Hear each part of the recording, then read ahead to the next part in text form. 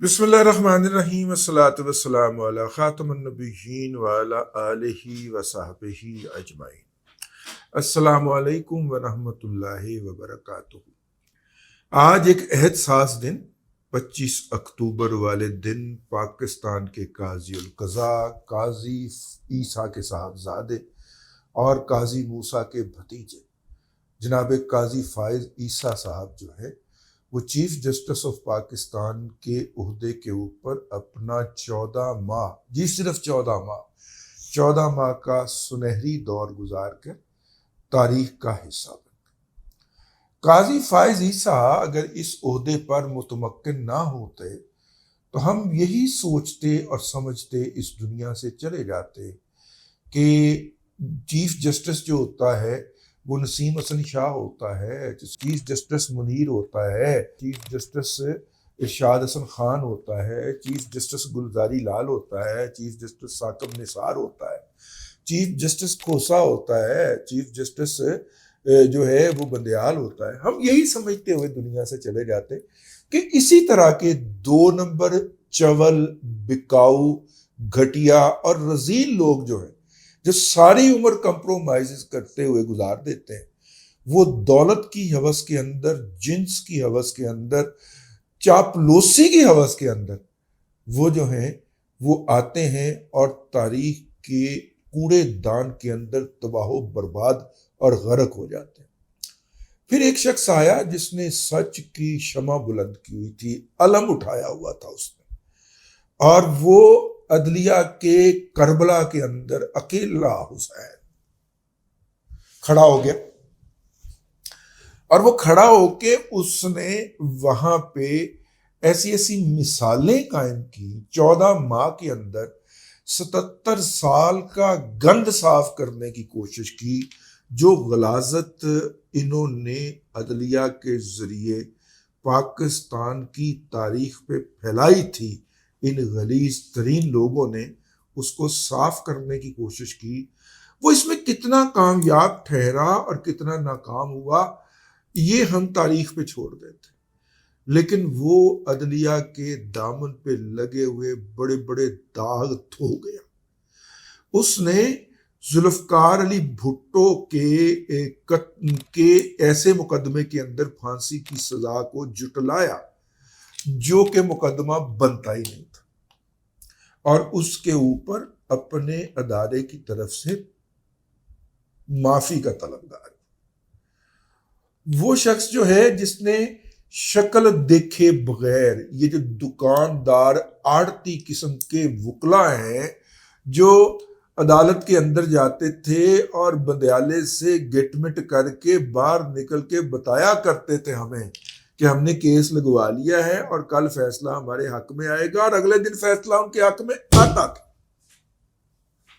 उन आड़तियों की आड़तें बंद कर गया, एतजाज एहसन को, खोसे को टके टोकरी कर गया। ये जितने भी बहुत बड़े बड़े नाम थे वो हामिद खान को बेनकाब कर गया। यार देखिए, फवाद चौधरी या इस तरह के जितने भी नासर थे वो तो पहले ही बेनकाब हो चुके थे। वो जी बड़े बड़े नाम है ना, अदलिया की आजादी और अदलिया की फलानी और टमकानी के लिए हामिद खान उनके अंदर एक बहुत बड़ा आइकॉन थे। भाई वो आसमा जहांगीर के मुकाबले में समझे जाते थे, ठीक है। वो उनको बेनकाब कर गया।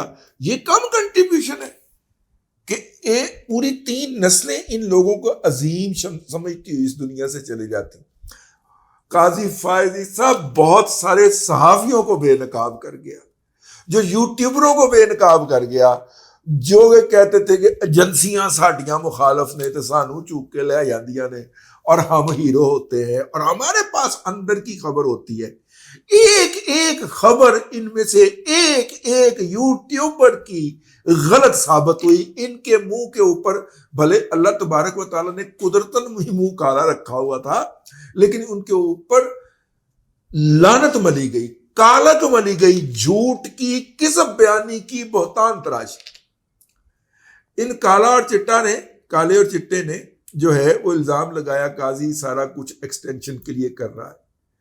मैं आपको पूरी जिम्मेदारी के साथ ये बात बता रहा हूं। काजी साहब से इस मुल्क की सबसे पावरफुल शख्सियत ने رابطہ کیا.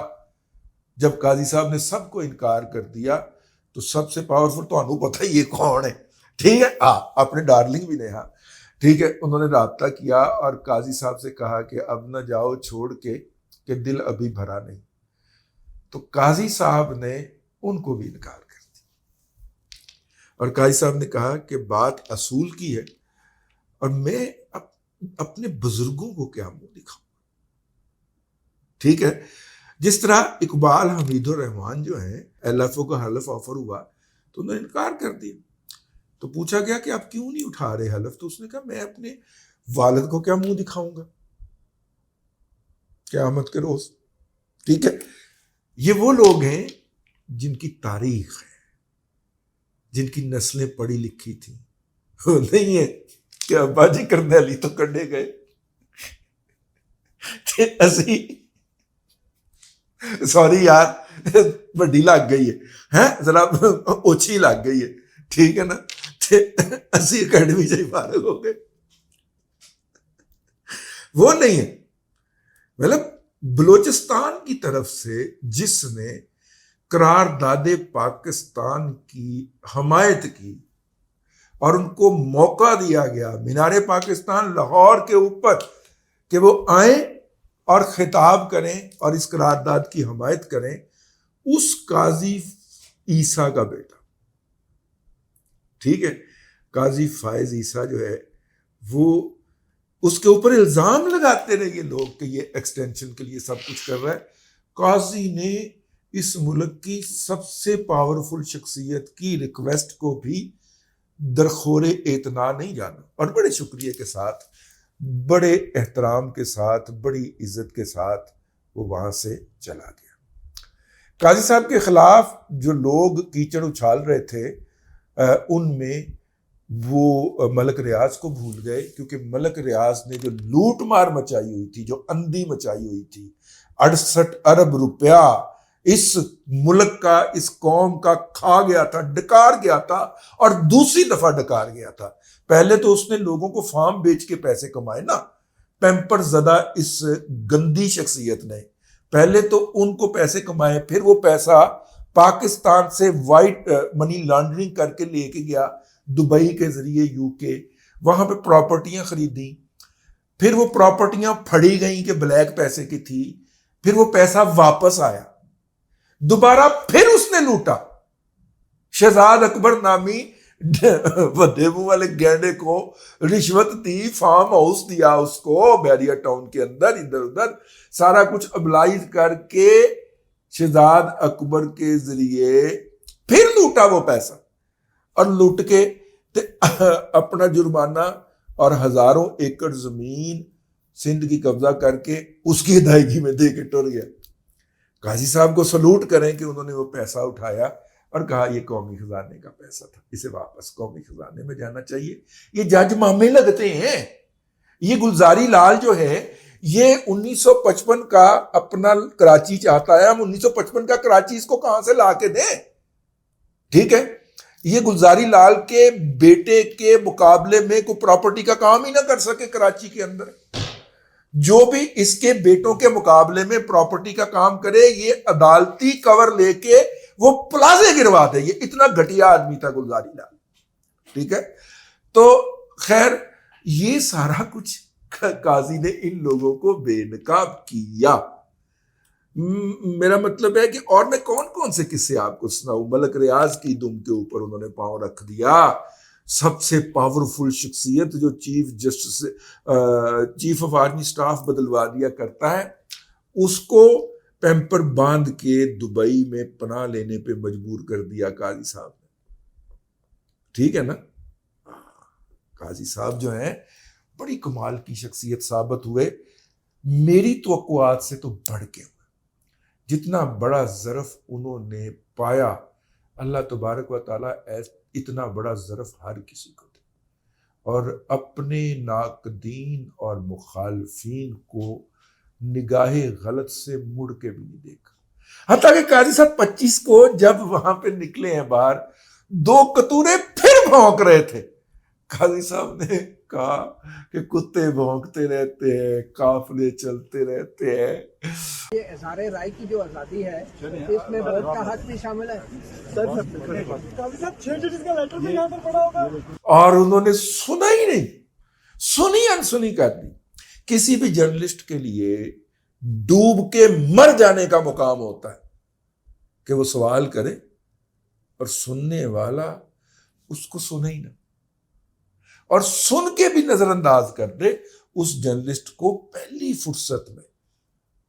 پہلی فرصت میں سپریم کورٹ کے اندر بنے ہوئے فوارے سے چلو بھر پانی لے کے ڈوب مرنا چاہیے.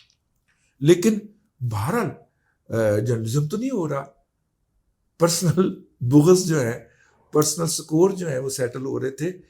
قاضی صاحب جو ہیں، جہاں پہ انہوں نے جرنلسٹوں میں بہت سارے لوگ بے نقاب کیے، سیاستدانوں میں کیے، بزنس مینوں میں کیے، وہاں پہ انہوں نے اپنی عدلیہ کے اندر بھی بہت سارے چہروں کے اوپر سے نقاب نوچ کے پھینک دیے. میں منال والوں کا بوجود ذکر نہیں کروں گا، بہت بڑا مافیا بن چکا ہوا ہے. لاہور میں منال ہے، اس طرح وہ موٹر وے کے اوپر آپ جائیں راستے میں ہے. انہوں نے قبضہ کر لیا ہوا تھا ایک پہاڑی سلسلے کے اوپر، اور وہاں پہ جو تھا وہ منال بنا کے، اور یہ کینسر کی طرح، شوکت خانم کینسر کی طرح بڑھتے ہی جا رہے تھے. تو قاضی صاحب ان کو منہ دینا بھائی، آپ کو پتہ نہیں ہے ان کی رسائی کہاں کہاں تک تھی اور ہے. ان کو منہ دینا بھائی، ٹھیک ہے نا. اور اڑا کے مارا ان کو.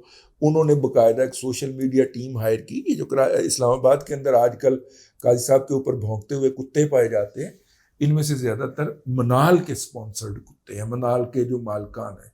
اور منال کے مالکان کے جو اعمال ہیں، اللہ کی قسم بیان نہیں کیے جا سکتے. میں اللہ کو حاضر و ناظر جا کے کہتا ہوں، جو ان کے اعمال ہیں، ہماری بیٹیاں اور بہویں بھی یہ پروگرام دیکھتی. اس لیے بس اتنا ہی سمجھیں کہ میرا مطلب ہے کہ آپ بنی گالہ کے اندر ہونے والی جو چیزیں ہیں، جو ایکٹیویٹیز ہیں، اس کے لیے لوازمات وغیرہ ہیں. تو ان جیسے بد کردار اور کرپٹ لوگوں نے جو ہے، جس طرح وہ اس ملک کا، اس قوم کا پیسہ جو ہے اسے لوٹ کے کھانا اپنا جبری حق سمجھتے ہیں، ان کی گردن کے اندر ہاتھ ڈال کے نکال کے قوم کے اثاثے اس کو واپس کرنا، یہ کوئی چھوٹا کام تو نہیں ہے. قاضی صاحب چیتے لگے ہو تسی ایمان نال. آپ نے ایسے ایسے قرض اتارے ہیں کہ جو واجب بھی نہیں تھے. اب تک کے لیے اتنا ہی. اگلے ولاگ کے اندر پھر حاضری ہوگی. اللہ تبارک و تعالیٰ آپ کو آسانیاں عطا کرے اور آسانیاں خلق خدا میں تقسیم کرنے کی توفیق عطا کرے.